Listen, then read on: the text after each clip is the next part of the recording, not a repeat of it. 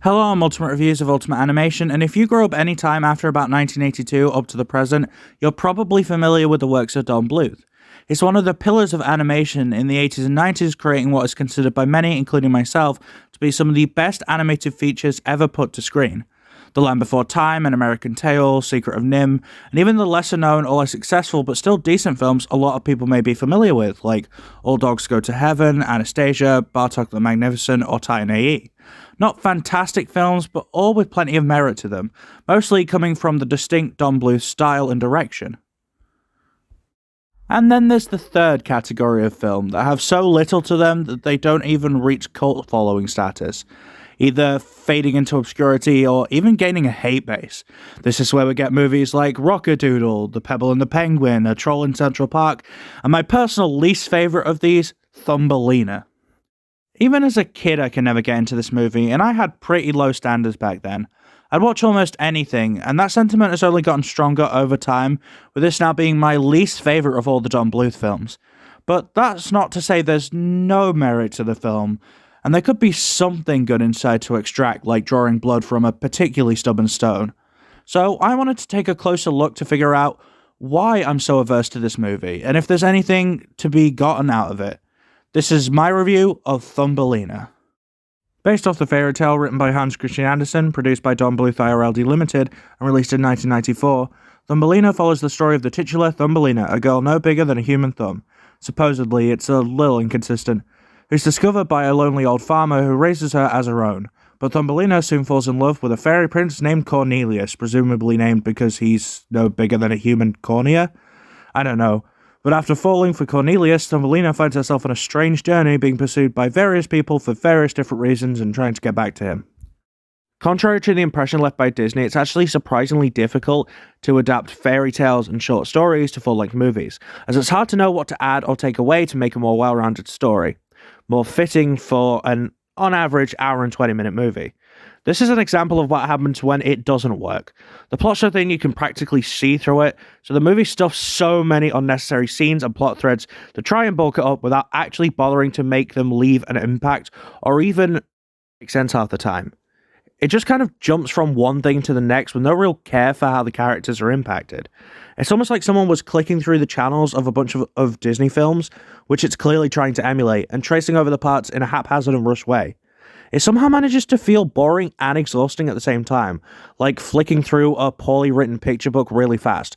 There's not much substance there to begin with, but having it go so fast that you're not able to actually process one thing before the next starts, and with no emotions or depth to be found, it achieves the worst of both worlds. I think a lot of the reason behind the story not working, though, comes down to the characters, mainly the main lead and love interest. Thumbelina herself is about as interesting as Wheatbread, and instead of experiencing the environment through her perspective, it's more the environments fueling the story and experiencing her being in them. The idea of a tiny person living in a small world that feels so much bigger can work, but only if the character is still identifiable in some way, and Thumbelina really isn't. Arrietty does this better, making the small and mundane feel so large and new, because that's how Arrietty sees it. So you care about her survival so you can get invested because she's a likable character. Hell, even fucking Tinkerbell does this better, because in that, Tink is creative, determined, and has more to her than just being a bland cutout. Because of that, the environment is able to seem a lot grander and more engaging because it's being experienced by more engaging characters. Jodie Benson plays Thumbelina, and she's mostly well known for The Little Mermaid, another adaptation of a Hans Christian Andersen story that came out years before. She does a lot better in that because Ariel actually has a personality beyond just being nice. Is Thumbelina a bad character? I don't know if I'd say that. She's nice and polite and does try and react to things with some form of emotion, and Jodie Benson is clearly trying, but Thumbelina just doesn't hold a candle to the more actually well-rounded characters in similar stories. Prince Cornelius is about as interesting as Thumbelina.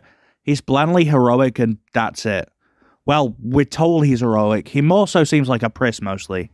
He's fine, I guess. He's not as annoying as some of the other characters, which, believe me, we're going to get to, but he's not even in the ballpark of memorable or interesting. Another problem is the lackluster romance. He's the love interest, and yet they barely see each other for most of the movie. And when we do see the two of them interact, it's for maybe half a second before they decide they're in love. Even the early Disney princesses took a day and a half, and break a curse and fight a monster before they get together. I get that they're in love because they're the same size and Thumbelina has never seen that, but they could give them a date or a conversation or something. I'm already not a fan of romance in stories all that much. I have a hard time relating to it, but when it's done right, it can hold my attention at least long enough to see how it ends. With this, I couldn't care less if they got married, made the world's smallest sex tape, or got squashed by a shoe in the first 10 minutes. But that is nothing compared to the laundry list of bad side characters and what could generously be called antagonists. So let's take a look at some of them. There's Giacomo, a puffin with a French accent for some reason, who feels like a rejected character from The Swan Princess, and is just about as interesting as that sounds, but he's one of the few not arsehole characters in the movie, so I guess he gets a pass. There's Mrs. Toad, who kidnaps Thumbelina and wants her to marry her son and join their travelling act. She's very loud and I think trying to be sassy, but with none of the charm to make that work, so just ends up being a generic singing head. Grundle, the oafish and kind of creepy frog son of Mrs. Toad, who somehow has less of a personality than her. And when I say creepy, I don't mean in a good, intentional way, I mean in a someone call the police or a Sonic PSA kind of way. Mrs. Failmouse, who at first seems helpful, but is just another selfish creature in the swamp of cunts trying to take advantage of Thumbelina by having her marry the mole for her benefit. Other than being voiced by Carol Channings, has really nothing that memorable about her. Mr. Mole, who's just a slightly more dignified Grundle with the same problems. I'm really not sure why he's here. And rounding out the colourful cast of characters, and by colourful I mean the colour of vomit, Berkeley Beetle, a sleazy bug who wants to use Thumbelina as a beetle performer and constantly berates her appearance without actually providing anything.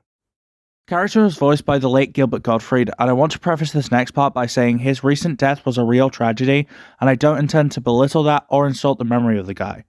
I consider him a real talent who was gone, as so many are, too soon. But I couldn't really move forward with the review without it. With that being said, this character is by far the worst because he's voiced by Gilbert Gottfried. And that's not to diss him personally. Again, I don't want to insult the memory of the guy. I like his other characters fine, but they have him sing. Much like Aladdin 2, Gilbert Gottfried has many talents. He's a decent comedian, but he is not a singer, nor should he have ever been given a musical number. Given the movie the benefit of the doubt, it may have been intentional giving the uncomfortable vocals to reflect the uncomfortable nature of the scene, but if that's the case, A, they should have shown that through Thumbelina's reaction instead of disorienting the audience, and B, even if that's the case, they did their job too well, and I can feel my eardrums committing seppuku to save themselves the pain. Beyond that, there's nothing else to really like about the character, as he's just another pointless villain. The only character I can confidently say I like by any stretch is the farmer, as her care for Thumbelina is the one thing in the movie I can genuinely get invested in. But it would be stronger if Thumbelina herself was a character actually worth caring about, and also if she was focused more on. I don't think she even gets a name, she's just the farmer, the one identifiable element of the film, and she's barely in it. Overall, the characters range from forgettable to straight up annoying and leave no positive impact at all. Not the worst cast that I've seen, obviously, but leaves a lot to be desired.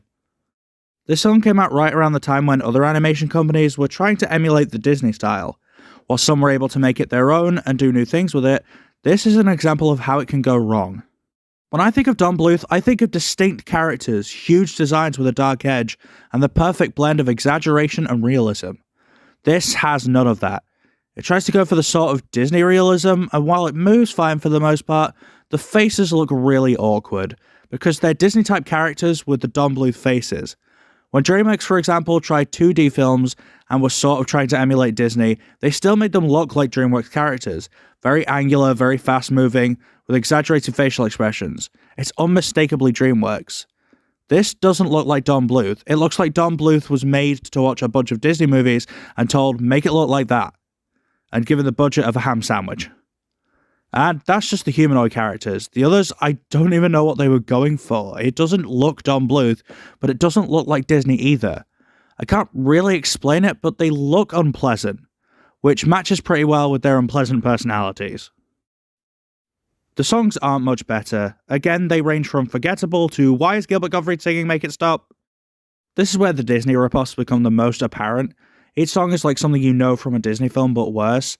The opening number is like the Belle song, but in that we're not only told about her, but shown the traits and they play a part in the story. Here, we're told but not shown, and what we're told isn't even that interesting. And the backup vocals from the farm definitely don't help. The song is a copy and paste part of your world, but worse in every way. I mean, it's nice to listen to, and probably the best song by default, but it's really not saying much. And it's not exactly easy to get invested in it when the romance is boring as tar. And the other songs are barely worth bringing up. Despite there being some real talent in the film, none of it is utilised properly, and the songs end up feeling as forgettable or annoying as the rest of the film. So after all that, is there anything actually good in the movie? I mean, I'll try, but I really am looking for hay in a needle stack here. Well, despite the character designs themselves not being very pleasant to look at, the environments are pretty varied and some of them are nice to watch. I do like this farmer woman, as brief as her screen time is. I think she's the most grounded element of the film. And, well, I guess the way the small things are used in relation to Thumbelina is pretty clever. Like how the pictures in a storybook are the same size as her, even if that does make her size kind of inconsistent. But again, I think that's done better in Tinkerbell and Ariete. I really tried, but there's not a lot here to pick through, to be honest. And the bad things. Now that's a list. Firstly, the story has almost nothing to it. Most stories with a romance element have the romance as a side thing, with another goal in mind, but here the romance is the focus. And I doubt kids who this movie was intended for, I think, are going to get that invested in it when there's nothing behind it. The characters are too vacant and bland or entirely annoying. They're not fun to watch, and speaking of that, Thumbelina has almost no agency. Like, take Ariel. She wants more, so she gets off her ass and makes it happen. Even before the deal with the Sea Witch, she goes out and explores, collects things, gets information from her seagull correspondent. Thumbelina waits for her prince to come to her, and then spends the rest of the movie getting tossed around from one set piece to another, making nothing happen herself. It's hard to get invested in a character who barely seems invested in her own story. I find very little to like about this movie. Everything that isn't stolen doesn't work, and everything that is stolen is annoying as fuck. Say what you want about Troll in Central Park, but at least that's fairly unique. It has its own weird identity. This movie really doesn't have an identity beyond being a bargain bin Disney ripoff. I can't hate this movie too much though. It's still Don Bluth, and I feel like the people who worked on it were at least trying, and there are far more painful things to sit through. But it's hard to extract anything worth caring about, and for that reason I really can't recommend it. Even if you have kids and just want to shut them up for an hour, you might as well put on some of the Disney movies this is clearly trying to be. At least then you can watch it with them without needing to down a bottle of tequila just to get through it.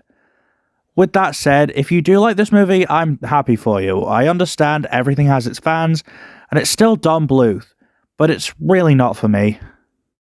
I give it a 3 out of 10 because it's not quite as bad as these, but still not fun to sit through. If you want a good Don Bluth film that didn't have the best budget, but is at least fun to watch, I'd recommend something like Bartok the Magnificent.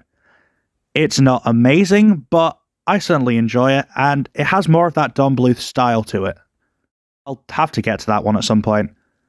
But I hope you enjoyed this review. If you want to see me talk about other movies or animated media in general, be it good or whatever this is, I'd love to hear it in the comments. I'm going to be trying out some new types of videos soon as well, so stay tuned for that. And see you in the next video. Peace out. Somebody needs you, and that's how it starts. Someone believes you'll come through. You're scared, so what? I'll bet you've got a possible hero in you. It's more than courage or just being strong. Those things are easy to do. Have faith, take heart. He's kind, he's smart. That possible hero in you.